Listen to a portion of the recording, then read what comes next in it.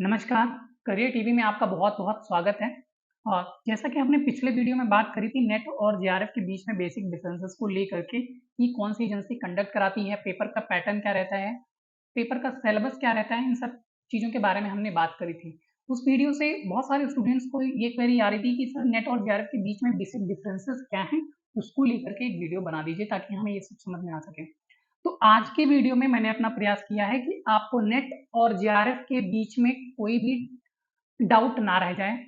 क्या होता है नेट, जेआरएफ क्या है, सिमिलरिटीज़ क्या हैं, डिफरेंसेस क्या हैं, उन सारे टॉपिक्स को कवर करते हुए मैंने क्वेश्चन के फॉर्मेट में ये वीडियो डिज़ाइन किया है आपके लिए। तो इसमें हम देखेंगे, अगर हम इस वीडियो को देखेंगे तो लास्ट में हम क्या-क्या सीखेंगे कि नेट और जेआरएफ में कितने मार्क्स का डिफरेंस रहता है, बच्चों की ये क्वेरी आ रही थी, आपको समझ में आ जाएगी।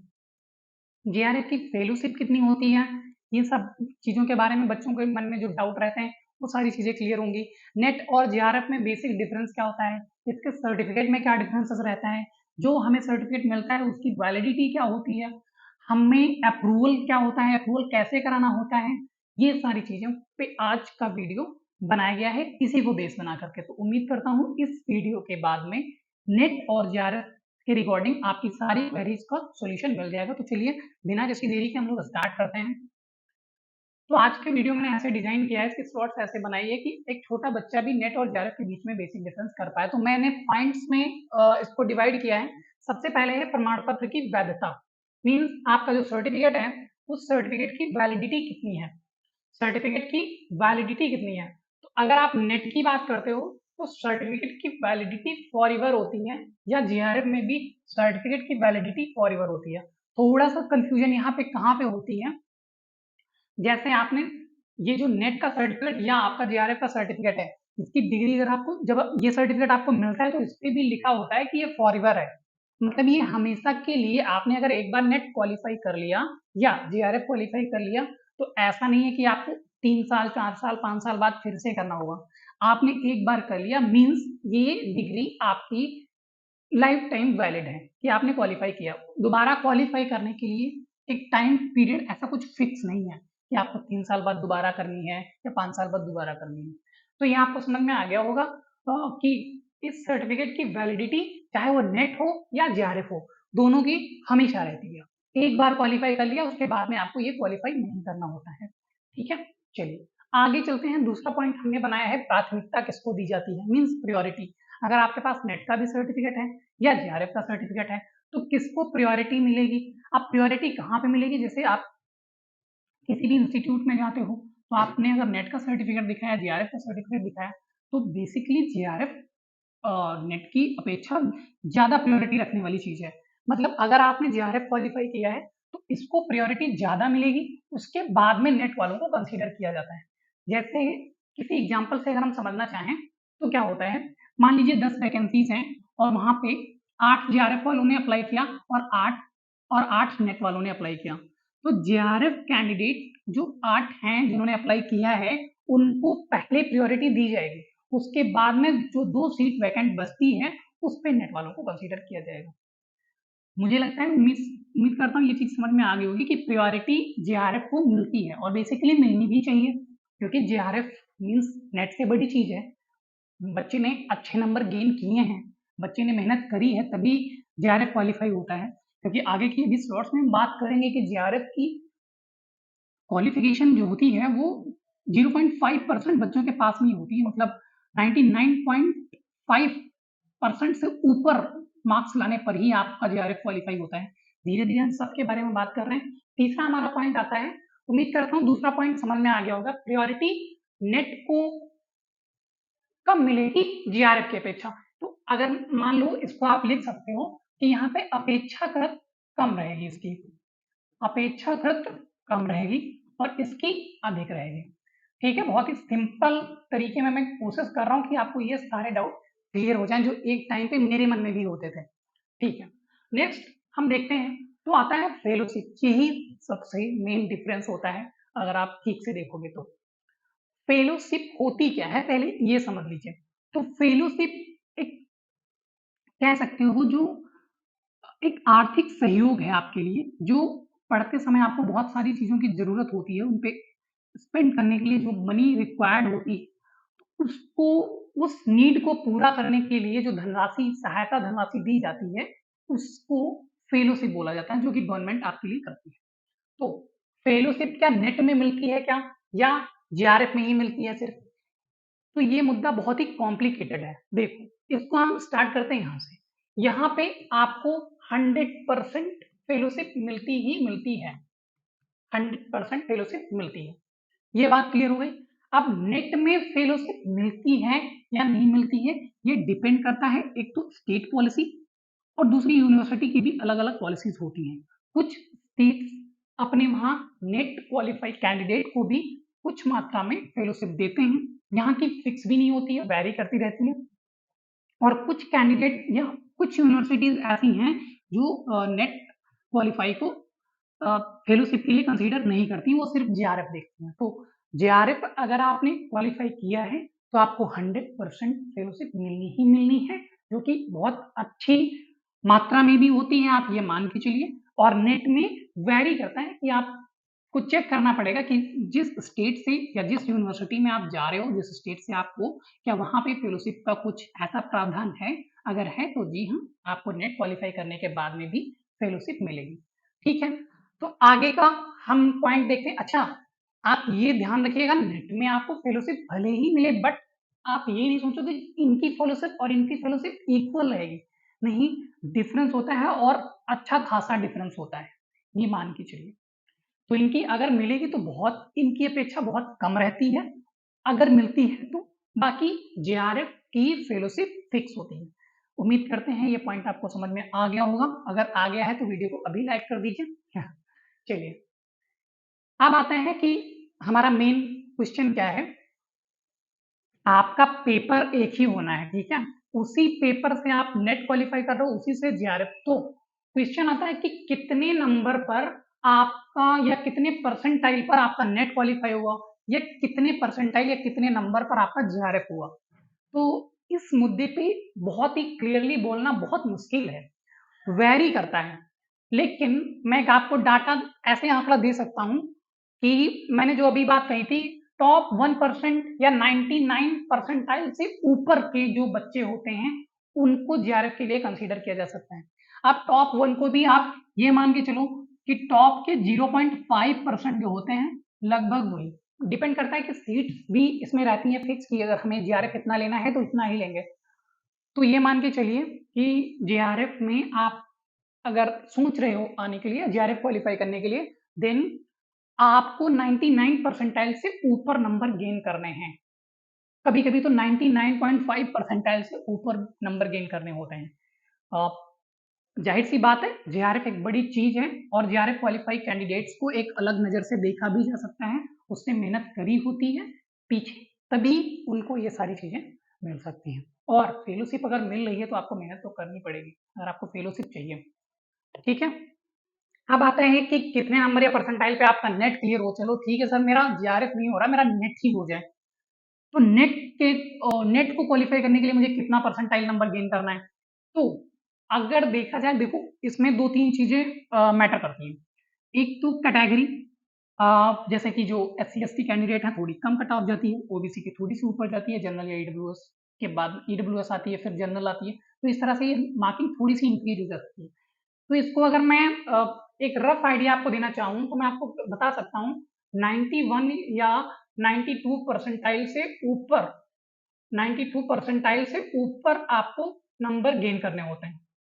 मतलब मोर देन दिस, मतलब आपको ये इतना परसेंटाइल से ऊपर नंबर, अगर आपने 91 या 92% से ऊपर नंबर गेन किए हैं, then you can say that आपका नेट ऑलमोस्ट क्लियर हो जाना चाहिए। जहाँ तक अभी, और ये बात जो मैं बता रहा हूँ, मैंने पीछे के रिकॉर्ड कुछ चेक किए हैं, उन्हीं के बेस पे मैं ये बता रहा हूँ। ये अभी भी बात पूरी तरह से प्रमाणित नहीं है। हो सकता है आपको आगे के टाइम में इससे ज़्यादा नंबर पे भी हो जाए, मतलब आप 93% कट ऑफ जाए नेट के लिए, परसेंटाइल की बात कर रहा हूँ यहाँ पे, और हो सकता है 89 परसेंटाइल पे भी हो जाए। बट जो एवरेज होता है, आपको ये मान के चलना है, आपको 91 से 92% प्लस गेन करने हैं, परसेंटाइल प्लस। ठीक है? आगे चलते हैं, पेपर पैटर्न क्या होता है? सर, क्या नेट और जेआरएफ के लिए अलग-अलग पेपर देना होता है? जी नहीं, एक ही पेपर होता है, जिसके बारे में मैंने पुरानी वीडियो में सारी चीज़ें बता रखी है, अगर आपने नहीं देखा है तो उसको जाके देखिए, मैं यहाँ पे आई बटन पे वो वीडियो लगवा दूँगा। पेपर पैटर्न सेम रहता है, पैटर्न की बात ही नहीं है, पेपर ही सेम रहता है, दोनों का एक पेपर रहेगा। इसका पेपर जो होगा वो भी वही पेपर इसका होगा, मतलब सेम पेपर है, उसी पेपर को आप देने गए, अगर आपके नंबर 91 परसेंटाइल से ऊपर हैं तो आपका नेट हो रहा है, बट अगर आपके नंबर 99.5 परसेंटाइल से ऊपर हैं तो आपका जेआरएफ होने की पॉसिबिलिटी बनती है। मतलब आपको जब पेपर देने जाओगे, उस पेपर में आप कैसा स्कोर कर रहे हैं, यही डिपेंड करेगा कि आपका नेट निकलेगा या जेआरएफ निकलेगा। ठीक है, मुझे लगता है ये सारे पॉइंट्स मैं जो बता रहा हूँ वो क्लियर हो रहे हैं। अगर ये पॉइंट्स क्लियर हो रहे हैं तो आपसे एक निवेदन है आज कि आप लोग कमेंट बॉक्स में मुझे बताइएगा कि हम में अभी क्या कमियां हैं, हमें क्या क्या इम्प्रूव करने हैं, कौन कौन सी चीज़ों पे हमें ध्यान देना है। और अगर आपको ठीक से समझ में आ गया है तो आप ये भी बताइएगा कि आपका एक्सपीरियंस हमारे साथ में कैसा रह रहा है। चलिए आगे बताते हैं आपसे कि भविष्य में अवसर, मतलब आपको अपॉर्चुनिटीज क्या क्या मिलेंगी।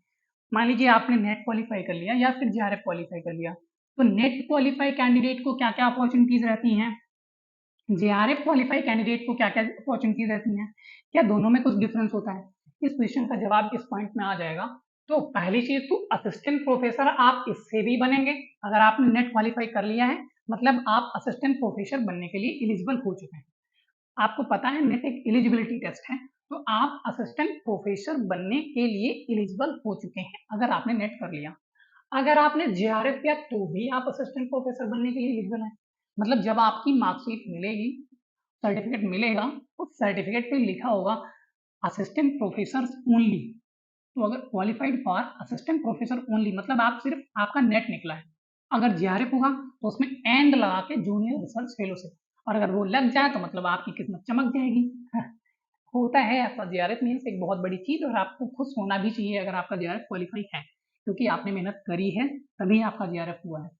तो बात करते हैं इसकी अपॉर्चुनिटीज की, तो आपको ये देखना है आपने असिस्टेंट प्रोफेसर बनने की एलिजिबिलिटी पा ली या फिर जेआरएफ आपका हुआ, दोनों में आपने एलिजिबिलिटी तो पा ही ली है, बट प्राइवेट सेक्टर में भी आपके लिए बहुत सारे अवसर हो जाते हैं। मैं नेट की बात कर रहा हूँ, पहले नेट की बात कर लेते हैं। प्राइवेट सेक्टर में जब आप किसी भी इंस्टीट्यूट में जाते हो तो आपको एक अलग नज़र से देखा जाता है, मतलब आपने नेट अगर किया है तो आप विषय विशेषज्ञ बन चुके हो, बनने के लिए आप सक्षम हो तभी आपका नेट क्वालिफाई हुआ है। तो नेट होना मीन्स बच्चे ने मेहनत करी है, मीन्स उस सब्जेक्ट में उसने मेहनत करी है, ये सारी चीज़ें डिपेंड करती हैं। और प्राइवेट सेक्टर में उसको औरों के मुकाबले थोड़ा ऊंची नज़र से देखा जाता है, और जब नज़र ऊंची होती है तो थोड़ी सी उसको जो फैसिलिटीज होती हैं वो औरों के मुकाबले ज़्यादा मिलती हैं, चाहे वो फाइनेंशियल जो भी रिक्वायरमेंट, जो भी फाइनेंशियल दिया जाता है लोगों को, सैलरी जिसे बोल सकते हो वो थोड़ी ज़्यादा रहती है। दूसरा उसको सुविधा और भी मिलती है अगर आपने नेट किया है तो। अब अगर मान लीजिए आपका जेआरएफ हुआ है तो असिस्टेंट प्रोफेसर के लिए तो आप एलिजिबल हो ही, फॉर्म आप भी भरोगे उसका, बट रिसर्च कंसल्टेंट की कुछ अलग से वैकेंसीज निकलती हैं, उनमें सिर्फ और सिर्फ जेआरएफ भर सकते हैं, आप वो देख सकते हो। प्राइवेट सेक्टर में भी अगर आप जाते हो तो आपको आपको बिल्कुल अलग नज़र से देखा जाएगा। मतलब औरों के मुकाबले आपने बहुत कुछ बड़ा अचीव किया है, और जेआरएफ अगर आपका क्वालिफाई हुआ और उसी हिसाब से आपको इज्जत भी मिलेगी। चाहे वो समाज में इज्जत की बात हो या आप जिस सर्विस जिस सेक्टर में जा रहे हो वहाँ पर भी आपको, चाहे वो सैलरी हो चाहे वो रिस्पेक्ट हो, उन दोनों मामलों में आपको देखने को मिलेगा कि नेट की तुलना में अगर कंपेयर करेंगे तो आप जेआरएफ वालों को ऐसी नज़र से देखा जाता है क्योंकि उसने मेहनत करी होती है, और मुझे लगता है ये रिस्पेक्ट मिलनी भी चाहिए। और आपके आसपास में भी अगर किसी ने जेआरएफ किया है तो उसका सम्मान कीजिए क्योंकि उसने मेहनत करी है। जेआरएफ मीन्स एक बहुत बड़ी चीज होती है। ठीक है, अब आगे बात करते हैं अप्रूवल। एक बहुत बड़ा सीन जो दिमाग में चलता रहता है, अप्रूवल क्या है, कैसे है, अप्रूवल में क्या होता है, पैसा मिलता है क्या। तो देखिए अप्रूवल का सीन ये होता है जब आप किसी भी कोई भी जैसे इंस्टीट्यूट है, अगर उसको उसको किसी भी सब्जेक्ट में रिक्वायरमेंट है किसी टीचर की, तो वो अपनी संबंधित यूनिवर्सिटी से एक विज्ञापन निकलवा देता है। उस विज्ञापन को देख के आप वहाँ पे जाके अप्लाई कर देते हो उस विज्ञापन की। आपने अप्लाई अगर कर दिया है तो वहाँ पे आपको ले लिया जाएगा। अब ये अप्रूवल और सीधी छोटी नौकरी या जो आप प्राइवेट में करते हो नौकरी, उसमें क्या डिफरेंस है। तो अप्रूवल में आपकी एक जॉब सिक्योरिटी रहती है, जॉब सिक्योरिटी मतलब आपको यूनिवर्सिटी ने एक तरह से रखा है, तो आपको इतना जल्दी घबराने की, डरने की ज़रूरत नहीं रहेगी। जैसे गवर्नमेंट जॉब और प्राइवेट जॉब में रहते हैं, वैसे ही अगर आपने अप्रूवल करा लिया है, तो आपकी परमानेंसी की थोड़ी-सी उम्मीदें ज़्यादा बढ़ जाती हैं। तो इसमें जॉब सिक्योरिटी रहती है, ये नेट में भी रहती है और जेआरएफ में भी रहती है। अप्रूवल में ये सेम सीन रहता है। अगर जेआरएफ के थ्रू भी आप अप्रूवल करा सकते हो, बट इसमें आपको और ज़्यादा अच्छी चीज़ें देखने को मिलेंगी। बेसिकली जो सैलरी वाला पोर्शन है, उसमें भी आपको इंक्रीजमेंट देखने को मिलेगा इधर, और भी बहुत सारी चीज़ें मैटर करेंगी, जो यहाँ पे थोड़ी ज़्यादा होंगी और यहाँ पे कम होंगी, बट दोनों को अप्रूवल कराने से जॉब सिक्योरिटी का सीन थोड़ा-सा है जो मेंटेन रहता है। अब आखिरी बात मैं बात करना चाहूँगा पीएचडी प्रोसेस में। अगर आप मान लीजिए नेट और जेआरएफ जो भी करते हैं, उनके मन में कहीं न कहीं कोने में रहता है कि हम पीएचडी के लिए जाएँगे। तो अगर आपने नेट किया है, तो पीएचडी प्रोसेस क्या रहेगी? या फिर अगर आपने जेआरएफ क्वालीफाई किया है, तो पीएचडी प्रोसेस क्या रहेगी? तो अ, बहुत ही क्लियरली बोलना इस मुद्दे पे बहुत ही मुश्किल है, क्योंकि बहुत सारी ऐसी यूनिवर्सिटीज़ हैं, वो ऐसी यूनिवर्सिटीज़ हैं जिन्होंने, अगर आपने जेआरएफ क्वालीफाई किया है, तो आपको एंट्रेंस एग्ज़ाम नहीं देना होता है। एंट्रेंस एग्ज़ाम नहीं देना होता है, सीधे आप इंटरव्यू देके आपको पीएचडी के लिए एनरोल कर लिया जाता है। लेकिन बहुत सारी यूनिवर्सिटीज़ ऐसी भी हैं कि आपने जेआरएफ भी किया है, तो भी आपको आपको एंट्रेंस भी देने हैं। एंट्रेंस एग्ज़ाम के बाद में आपका इंटरव्यू भी होना है, और इन्हीं दोनों बेसिस पे आपका जो कहोगे कि एनरोलमेंट निश्चित होगा। अब ये लोग कौन-सी प्रोसेस फ़ॉलो करते हैं, अभी मैं जेआरएफ की बात कर रहा हूँ, अभी नेट पे भी समझा देंगे, आपको डरने की या घबराने की ज़रूरत नहीं है। तो कौन-सी प्रोसेस करते हैं, देखो अगर उन्होंने इंटरव्यू नहीं लिया, सॉरी, अगर उन्होंने आपसे एंट्रेंस एंट्रेंस एग्जाम नहीं कराया, तो आपका इंटरव्यू हो गया, इंटरव्यू के बेस पे आप सेलेक्ट हो गए, बात फाइनल हो गई। बट ऐसी यूनिवर्सिटीज जहाँ पे आपका एंट्रेंस एग्जाम भी कराया जाता है और इंटरव्यू भी कराया जाता है, तो इसमें एक आप आगे पढ़ोगे चल के या देखोगे तो एपीआई स्कोर होता है, वो बनाते हैं। तो अगर मान लो आपने नेट किया या जेआरएफ किया, तो मान लीजिए 5 नंबर देने हैं। तो अगर आपने नेट किया है, तो आपको 2 नंबर देंगे उसी में। उसके बाद में आपका फाइनल स्कोरिंग देखी जाएगी, उसी बेस पे आपको एनरोलमेंट मिलेगा। अगर आपका जेआरएफ है, तो हो सकता है आपको 3 नंबर मिलेगा। मतलब नेट की अपेक्षा आपको यहाँ पे ज़्यादा मिलेगा नंबर। ठीक है, तो स्कोरिंग ऑटोमेटिक आपकी इंप्रूव हो जाएगी और आपके चांसेस बढ़ जाएँगे आपकी चयन की हुई यूनिवर्सिटी में एनरोलमेंट लेने की।